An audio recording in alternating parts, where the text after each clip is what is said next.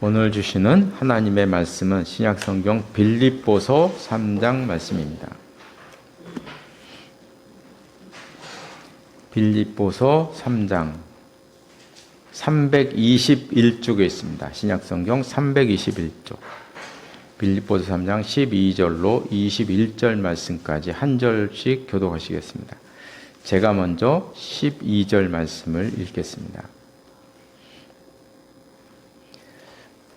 내가 이미 얻었다 함도 아니요 온전히 이루었다 함도 아니라 오직 내가 그리스도 예수께 잡힌 바 된 그것을 잡으려고 달려가노라.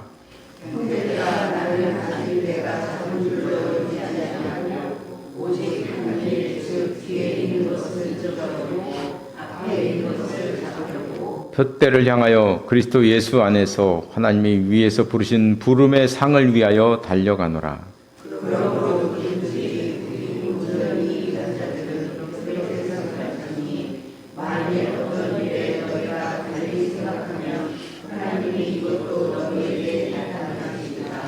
오직 우리가 어디까지 이르렀든지 그대로 행할 것이라. 형제들아, 너희는 함께 나를 본받으라. 그리고 너희가 나를 본받은 것처럼 그와 같이 행하는 자들을 눈여겨보라. 내가 여러 번 너희에게 말하였거니와 이제도 눈물을 흘리며 말하노니 여러 사람들이 그리스도의 십자가의 원수로 행하느니라. 그들의 마침은 멸망이요 그들의 신은 배요 그 영광은 그들의 부러움에 있고 땅의 일을 생각하는 자라. 그러나 우리의 시민권은 하늘에 있는지라 거기로부터 구원하는 자 곧 주 예수 그리스도를 기다리노니 그는 만물을 자기에게 복종하게 하실 수 있는 자의 역사로 우리의 낮은 몸을 자기 영광의 몸의 형체와 같이 변하게 하시리라. 아멘. 이 말씀 위에 하나님의 은혜가 함께 하시기를 바랍니다. 오늘 본문의 말씀에서는 아주 유명한 사도 바울의 신앙 고백이 나옵니다. 내가 이미 얻었다고 생각하지 않습니다. 이루었다고 생각하지도 않습니다. 오직 자기 앞에 있는 것을 잡으려고 자기는 달려가고 있을 뿐입니다. 는 이제 아주 놀라운 신앙 고백을 하고 있는데요. 사실 사도 바울에게는 언제나 최고라는 단어가 늘 붙어 다니죠. 본인은 싫어했지만 그 제자들과 후손들, 지금 살아있는 모든 그 기독교인들은 바울에게 최고라는 단어를 붙이는데 주저하지 않습니다. 최고의 신학자요, 최고의 목회자요, 최고의 선교사다. 사실 신학자와 목회자와 선교사 이 중 하나만 잘해도 영광이죠. 이 중에 하나만 잘해도 영광이고요. 하나만 잘하기도 너무 힘듭니다. 그런데 사도 바울은 이 세 분야 모두에서 아주 독보적인 위치를 가지고 계신 분이 인류 역사상 예수님 빼고 유일한 사람이죠. 사도 바울입니다. 신약성경 가운데 13권이 그 손에서 기록되었고 가장 많은 지역을 다니며 수많은 교회를 세웠고 그러나 그는 고백하고 있어요. 나는 아직도 멀었다. 나는 아직도 멀었다. 단지 자기는 아직도 진리를 잡으려고 자기는 그저 달려갈 뿐이다. 그러면서 이제 13절에서 14절 계속 이야기죠.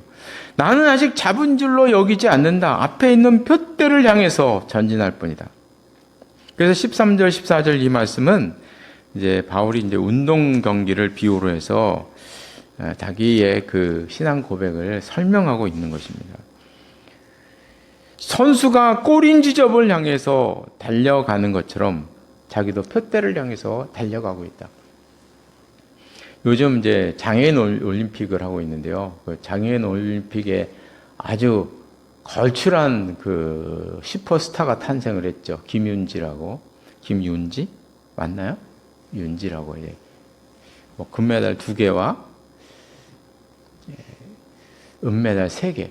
일단 아주 놀라운 선수가, 앞으로 이 선수가 지금 나이가 뭐 2006년생이라나? 2004년생인가 6년생인가?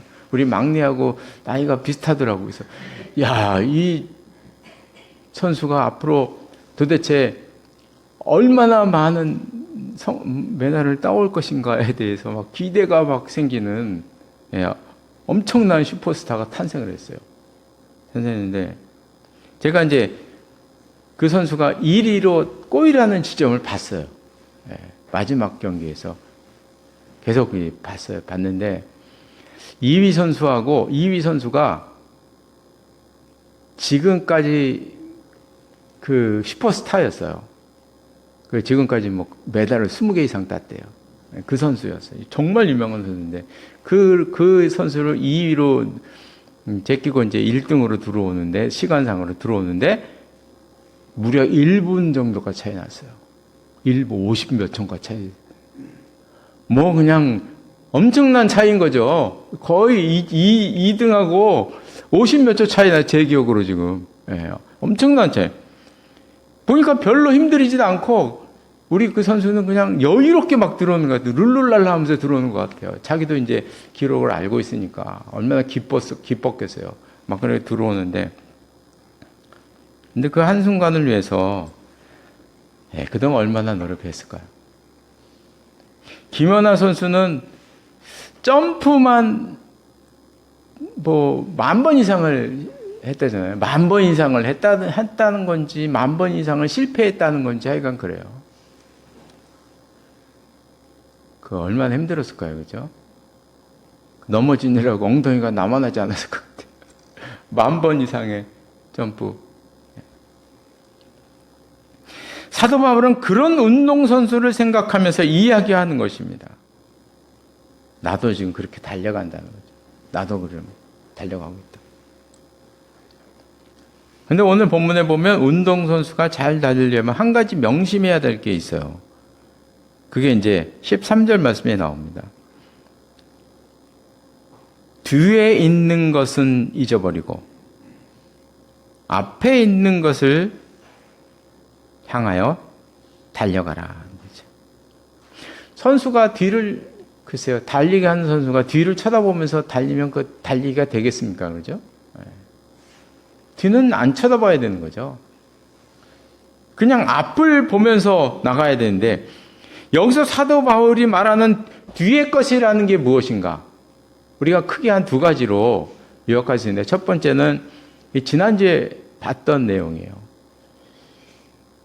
유대인들이 자랑하는 혈통과 할례와 율법과 이런 것들이죠. 자기는 아브라함의 자손이라는 그런 자긍심, 이런 것들이죠. 이런 것들은 벗어버리라는 거예요. 그래서 우리가 본 것처럼 3장 첫 부분에서 사도 바울은 아주 심한 말을 했잖아요. 3장 2절에서는 유대인들을 향해서 개라고 얘기했잖아요. 개라고 얘기. 3장 8절 끝에서는 너희들이 자랑하는 그런 모든 율법과 혈통과 너희들이 자랑하는 할례, 이런 모든 것들은 다 배설물이다. 예수 그리스도를 아는 지식에 비교하면 그건 다 배설물이다. 다 대소변들이다. 이렇게 사도 바울이 이렇게 아주 강한 어조로 심한 말을 했던 이유는 그런 것들이 하나님을 아는데 장애물이 되었기 때문이죠. 방해물이 되었기 때문에. 버리라는 거잖아요. 버리라.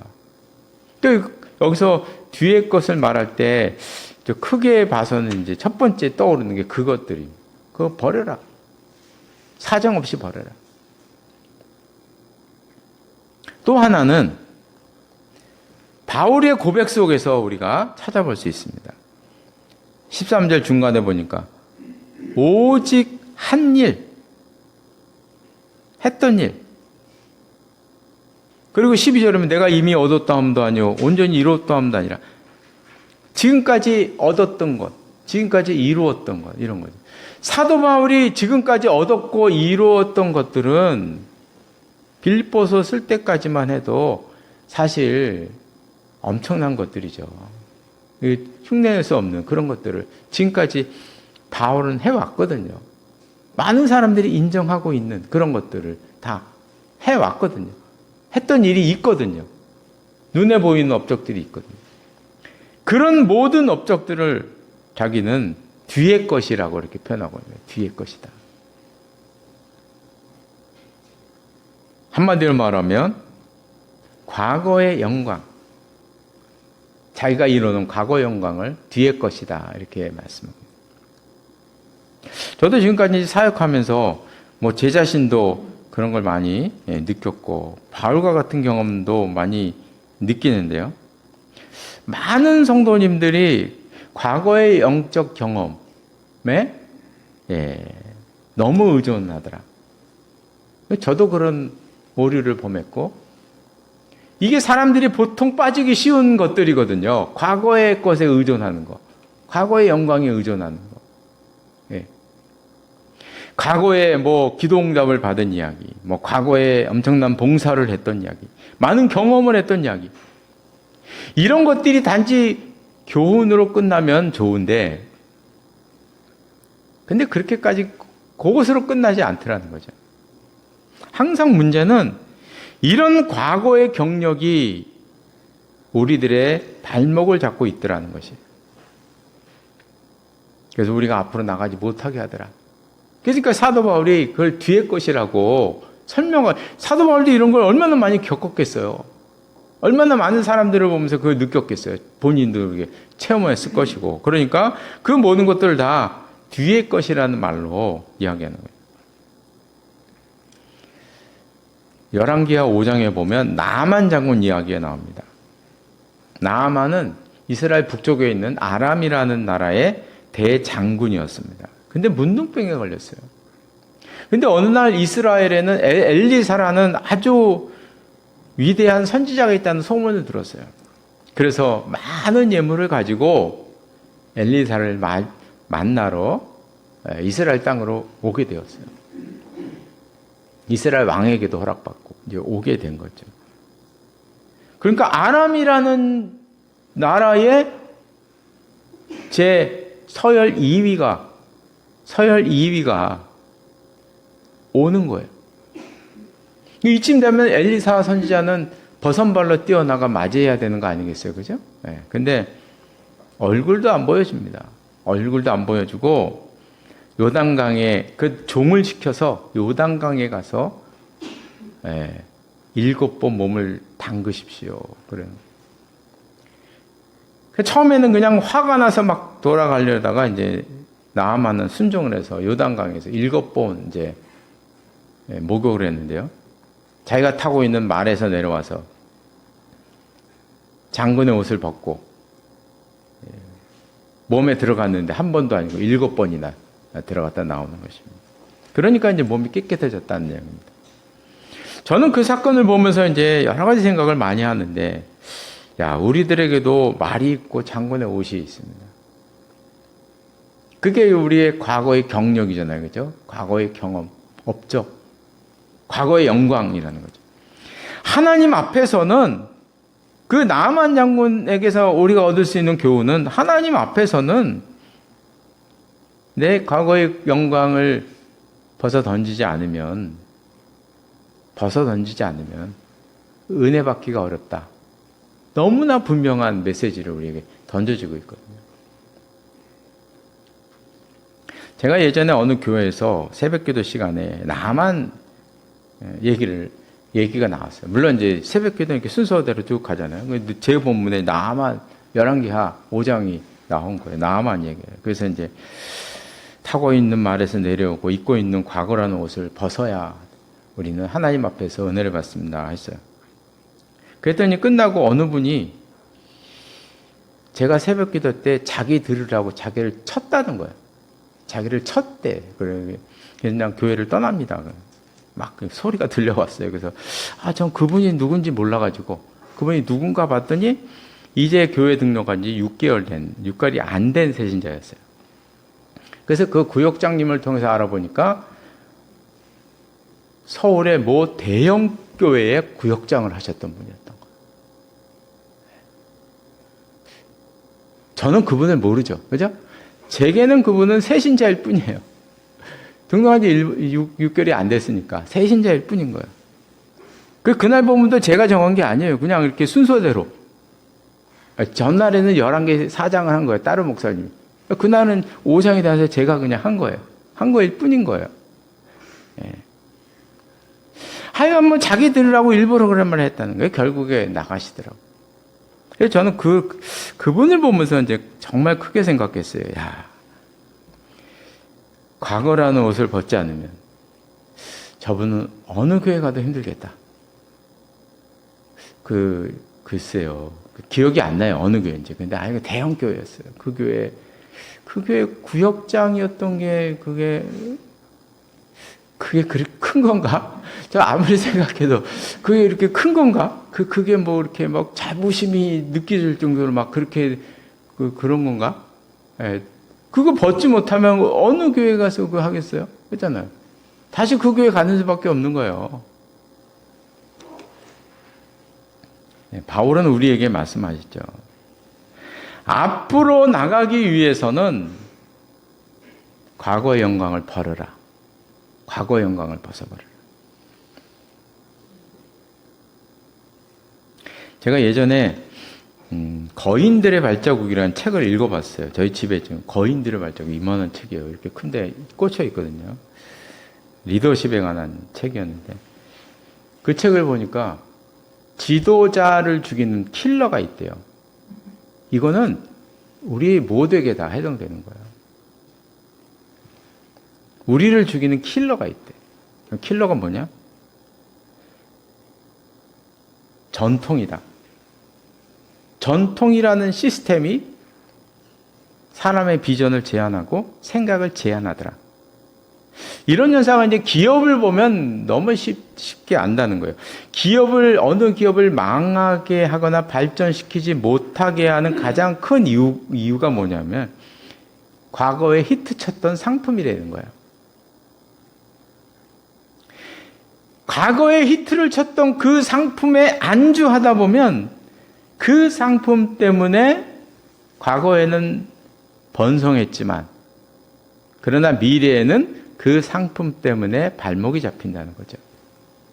그게 이제 대표적으로 그분이 설명하는 게 IBM이라는 그 컴퓨터 회사가 있잖아요. 지금도 물론 뛰어난 회사고 많이 변신했지만 예전에 그 예전에 컴퓨터 하면 IBM이었거든요. 그런데 빌 게이츠라는 한 사람한테 추월을 당했죠. 추월 당한 이유는 딱 하나랍니다. IBM은 대형 컴퓨터를 고집했다. 이 이야기 하나예요. 그러니까 빌 게이츠라는 사람에는 옛날부터 비전이 있었어요. 개인 책상 위에 컴퓨터 하나씩을 올려놓겠다. 이게 그 사람의 비전이었어요. 그러니까 컴퓨터를 소형화시킨 거예요. 계속 작게 만들고 이렇게 한 거예요. 그래서 결국에는 모든 책상 위에 컴퓨터 하나씩 다 놓이게 되었잖아요. 그죠? 그런데 IBM은 예전에 자기가 가졌던 그 대형 컴퓨터가 대형이어야지 소형이면 되겠냐. 그 생각. 그러니까 추월을 당한 것이죠. 그게 발목을 잡아버린 거예요. 제가 예전에 이런 이야기 들었습니다. 내가 대학 때 경영학을 공부했기 때문에 이런 데 좀 관심이 있었어요. 그래서 강연도 쫓아다니고 책도 읽고 그러는데요. 다이나믹한 생명력을 유지하는 기간이 있대요. 기간이 있는데 그 기간이 15년이랍니다. 이건 우리가 꼭 뭐 교회뿐만 아니고 일반 생활할 때도 저는 이렇게 기억할 필요가 있는 내용이에요. 다이나믹한 생명을 유지하는 기간이 15년이랍니다. 그건 어느 조직이나 마찬가지라고 그래요. 15년이 지나면 어떻게 되냐면 전통이라는 게 생기고요. 매뉴얼이 생기고 그리고 중요한 것은 그 조직안에 기득권층이 생겨난다는 거예요. 15년이 되면. 난다는 거예요. 바로 그 시기에 변하지 않으면 전통과 매뉴얼과 기득권층 때문에 다이나믹한 생명력은 없어진다. 사라진다는 거죠. 사라진다. 그게 15년이다. 15년. 한번 우리가 교회를 예를 든다면, 기존 교회들 안에는 이제 소그룹 모임이 많이 있잖아요. 그죠? 많이들 이제 겪어보셨을 텐데. 그럼 이제 한번 생각을 해보세요. 그 모임 중에 15년이 훨씬 넘은 그 모임 중에 아직도 다이나믹하게 움직이고 있는 모임이 있는가? 우리의 경험으로 한번 물어보는 거예요. 그 모임에 그런데 많이 참석을 했었는데 그런 다이나믹하게 막 움직이는, 새롭게 막 창조하는 이런 모임이 있나? 있나요? 없어요. 없어요. 교회의 가장 큰 문제는 기존의 것을 건드리기 어렵다는 것이죠. 그래서 계속 쌓여만 가는 거예요. 계속 쌓여만 가. 초대교회 목사님이 만들어 놓고 그 다음 목사님이 만든 거 없애지 못해. 또 만들어. 있는 거 또 계속 유지하면서 또 만들어. 계속 쌓여가면 또 만들어. 또 만들어. 또 만들어. 또 만들어. 이렇게 가는 거예요. 거기에서 무슨 새로운 생명력이 나오겠어요. 다이나믹은 싹 없어지는 거죠. 싹 없어져 버리는 거예요. 마치 창고에 그냥 가득가득 물건이 쌓여 나가는 것 같아. 한국교회의 모습이 다 그래요. 대부분 다 그래요. 그렇게 나가고 있어요. 그래서 보면은 선배들이 버려놓은 것 뒤치다거리 하면서 지내다가 하는 일이 다 그래요. 선배들이 벌려놓은 거 뒤치다거리 하면서 시간 보내고 돈 쓰고 내 힘 다 빼고 있는 거예요. 그런 것들이에요. 다 그러고 있어요. 창조력이 나올 수가 없는 거죠. 이제 말씀을 마치겠습니다. 우리가 인생을 살면서 어디에 무게중심을 두고 사는가 하는 것은 대단히 중요한 일입니다. 미래에 무게를 두고 사는가, 과거에 무게를 두고 사는가, 어디에 무게를 두고 사는가에 따라서 이게 차이가 생겨나는 거예요. 많은 차이가 생겨날 수밖에 없다는 것이죠. 그래서 우리가 이 사도 바울의 이 말씀이 진짜 놀라운 일이에요. 이게 다 그냥 과학에서나 심리학에서나 이렇게 다 증명이 되고 있어요. 여기에. 이게 얼마나 귀한가 하는 게 꼭 사도 바울이 신앙 고백했기 때문에 유명한 게 아니에요. 이게 다 증명되고 있는 내용이거든요. 다. 그러니까 어디에 무게 중심을 두고 사느냐. 그래서 우리는 사도 바울처럼 과거의 것을 벗어버리고 우리 앞에 있는 예수 그리스도를 향해서 달려나가는 우리 모두가 되시기를 바랍니다. 기도하시겠습니다. 하나님 아버지, 정말 사도 바울은 수많은 업적과 수많은 일들을 이루어 놓았는데 그럼에도 불구하고 사도 바울은 나는 그 모든 것들을 잊어버리고 앞에 있는 예수 그리스도를 향해서 나는 달려가고 있을 뿐이다. 너무나 놀라운 신앙 고백을 하고 있는 것을 보았습니다. 하나님 아버지, 저희들도 이 사도 바울 이 말씀처럼 뒤의 것보다는 앞의 것을 향해서 달려가는 저희들의 삶이 될 수 있도록 인도하여 주시옵소서. 예수님의 이름으로 기도드리옵나이다. 아멘.